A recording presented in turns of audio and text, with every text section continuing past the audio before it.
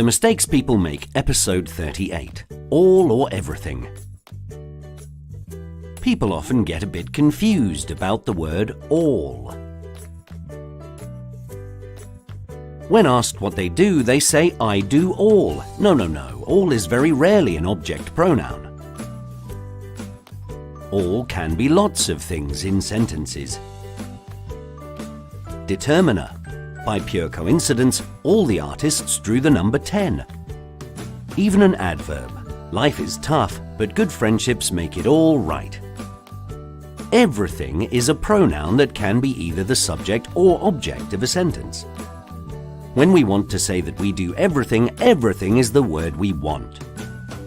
Nigel actually loves everything. Everything makes him ecstatically happy. It's just that his face is all wrong for his feelings. Poor Nigel. Yes and you. Inspiring learning.